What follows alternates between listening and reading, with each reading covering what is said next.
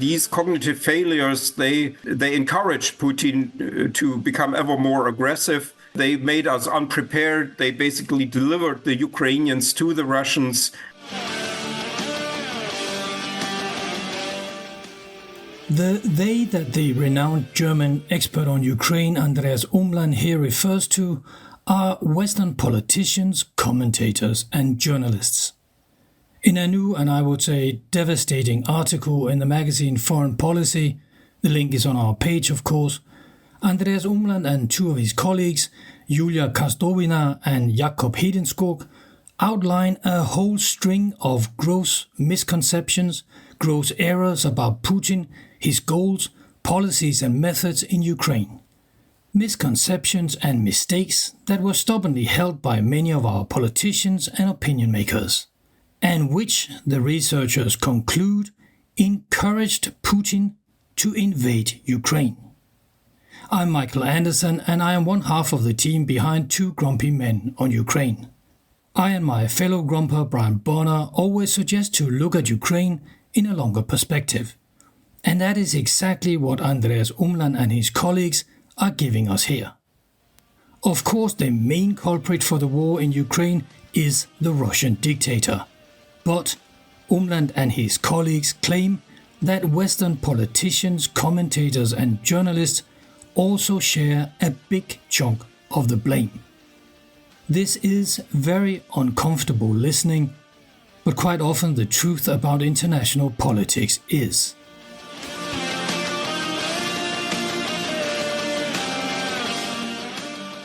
Your overall conclusion is that these shortcomings in perception and in knowledge on the Western side, and you use the expression, inspired Putin to go on in Ukraine. I mean, that's heavy. That's laying blame on the doorstep of Western politicians, Western academics, commentators, and journalists. That's heavy. There was already this allegation, justified allegation, in connection with the Russian-Georgian War in 2008. And others would go back as far as to the Russian intervention in the Moldovan civil war in 1992. And all of these events and some others before, they all inspired Putin to go further because they always ended with a victory for Putin. And the sanctions were either absent or mild. The only serious sanctions, that was something we did not elaborate on in the article, that were imposed before 2022 were the sectoral sanctions of July 2014, which were imposed in reaction to the killing of EU citizens on this Malaysian airline flight in July 2014. Even these sanctions that the West did, or the EU then imposed, and that were relatively resolute, they created a wrong impression in Moscow, and that they communicated, we don't care really what's happening in Ukraine, what you're doing in Ukraine. What you should not do is killing EU citizens. So that is off limits. Even these sanctions, I think, were counterproductive. They did not achieve what they were supposed to achieve because they came so closely after Russia killed a lot of EU citizens. And the message to Putin was basically, you can do things that you want in Eastern Europe, but don't kill citizens of the EU. Then we will become seriously. And then he invaded in 2022 large scale or full scale, and avoiding to kill EU citizens. So that's why I think also one of the reasons why Kiev was not bombarded as much as it could have perhaps been bombarded in 2022, because Putin did not want to kill EU citizens in Kiev. Andreas, I want to run through some of your main points, the main reasons why the West didn't get what Putin was in the process of doing. Your first reason is that you say there was a lack of Western expertise on Ukraine and Russia's tactics of interference. Western academics and experts and journalists simply bought the Russian narrative that this was a civil war.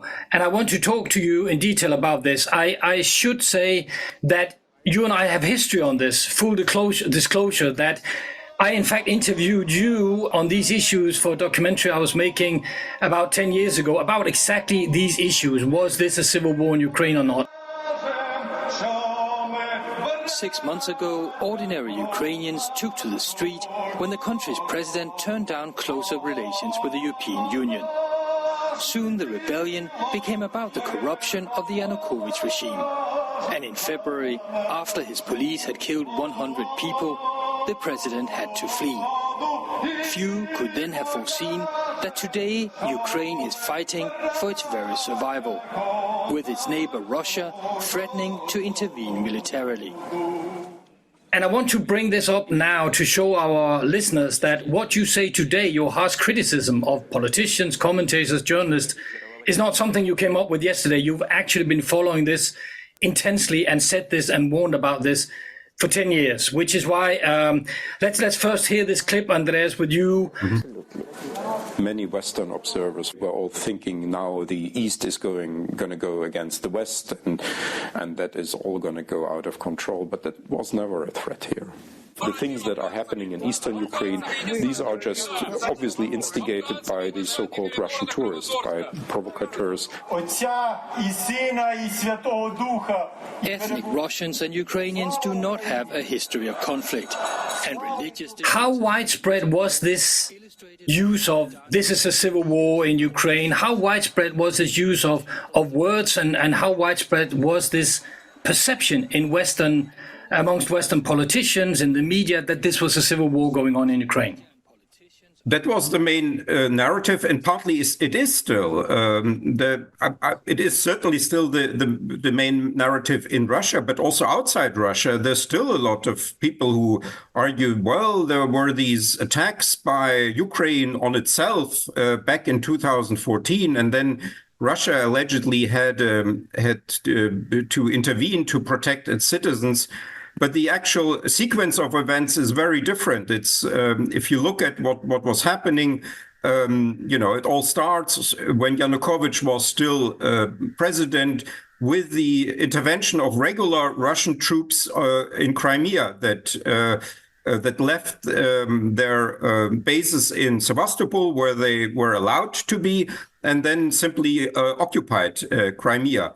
And this then goes on, and there's a lot of evidence of Russian mingling, the so-called Glaziev tapes, which were telephone calls between an advisor, a close assistant to President Putin, Sergei Glaziev, who was calling his handlers in Ukraine and talking with them about money transfer. And there's, for instance, one from Kharkiv. An agent was calling Glaziev and saying, we sent you already our bill. Why, we haven't yet received the money for our action that we undertook here and that we agreed, and the amount that we agreed on. And then Glaziev says, in the Russian presidential administration, I will take care of that. And that was in either in late February 2014 or in early March. I can't remember the exact date. And that is actually before larger fighting starts in eastern Ukraine in April 2014. And although we have all of this evidence, and we have the admission from Girkin, who says, I started the war, I pulled the trigger. The Ukrainians didn't want to fight.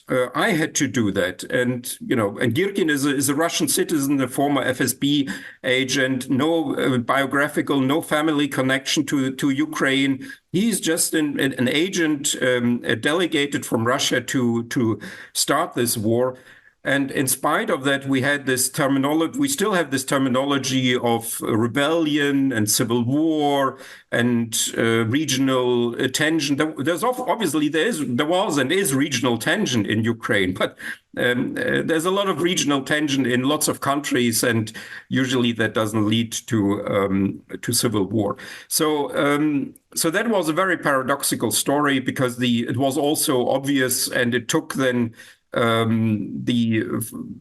It took then actually 8 years before people started actually to revisit these older conceptions and to become more rational in their assessment of what happened then.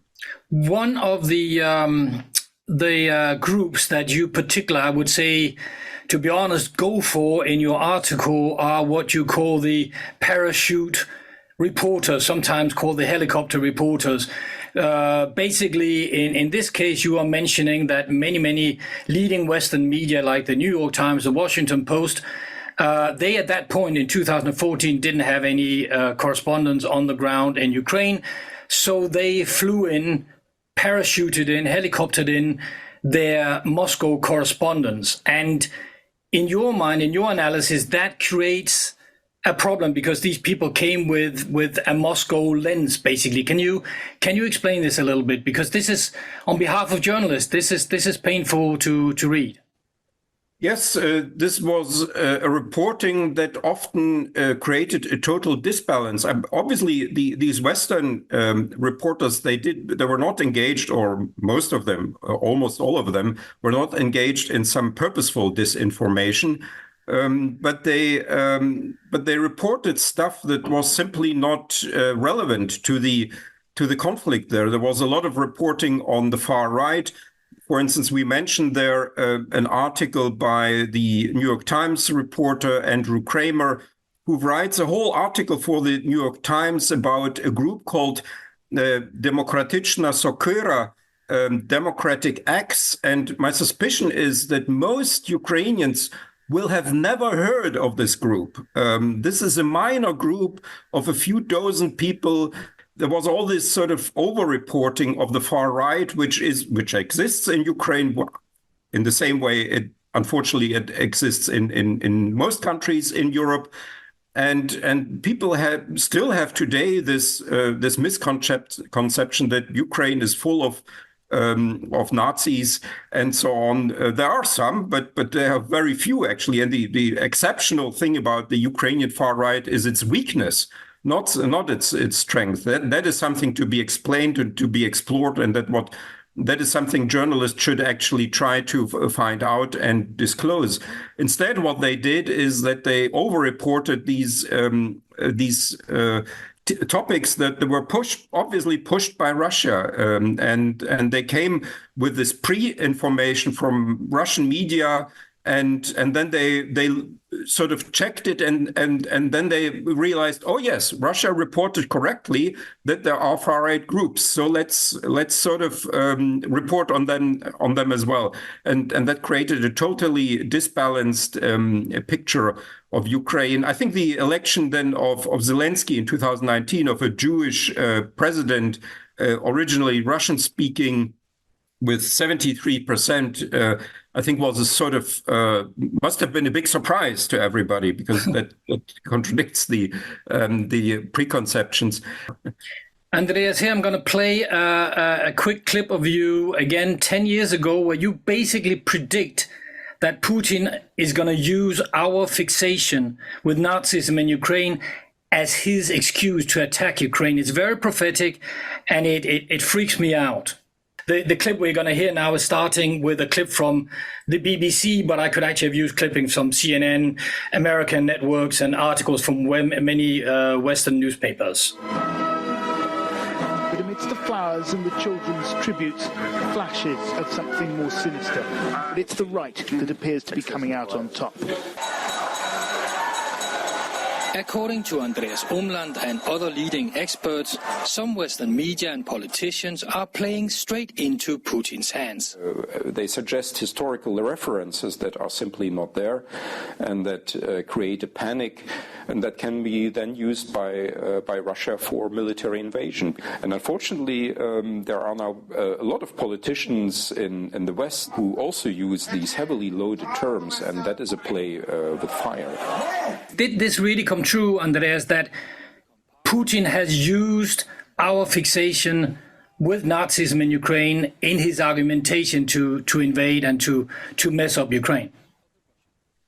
I think he has used that very successfully until 2022. I think that at least until 2019, when Zelensky was elected, I think it was one of the major stories about Ukraine that you could find in Western media. The other one is corruption, and both of these, and the third one is the division of Ukraine. And all three of these stories should have meant that Ukraine would collapse under the full-scale invasion in 2022. There was a corrupt state, a divided nation, a strong far-right fringe, and that should have all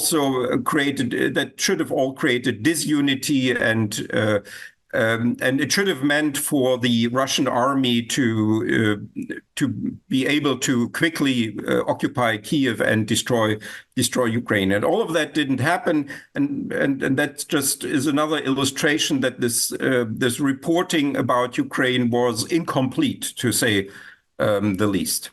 The last thing I want to ask you about is in the piece you write, and I quote you now, many Western governments and media commentators were invested in the idea of a thaw with Moscow at the time in 2014. So there was also no incentive to look closely at what Russia actually was doing in Ukraine. You need to explain this. You are referring to basically Hillary Clinton's reset of relations with Putin, our naivety. Can you elaborate on that? Because that's a harsh criticism. I think it's still there, this idea of a thaw. Many people think, what is really important for us here is our relations to Russia, no escalation towards a nuclear war. And that's why we have to give Putin partly what he wants. The problem with this approach is if you give him partly what he wants, then this doesn't stop the appetite in Moscow. It rather increases the appetite, and then you get into more and more of a mess. And so this is, I can understand people who are afraid of Russia, but the reaction should be here not to give Russia what it wants, but on the contrary, to resist Russia. That is the way to contain it. Your conclusion, Andreas, seems to me to be basically that Western politicians, academics, commentators, and journalists, to some extent, are complicit, are to blame for the present war in Ukraine, because we didn't get it in 2014 until 2022. Is that fair to say? Yes, I think what the Western, especially governments, but partly also the intellectuals, the experts, the media did was that they constantly misrepresented the intentions of Russia were that they did not look really what Putin said or other spokespeople said, and that they created a sort of a parallel world in which they sort of projected their own preconceptions of this conflict, that this is all basically an unfortunate misunderstanding between Russia and the West.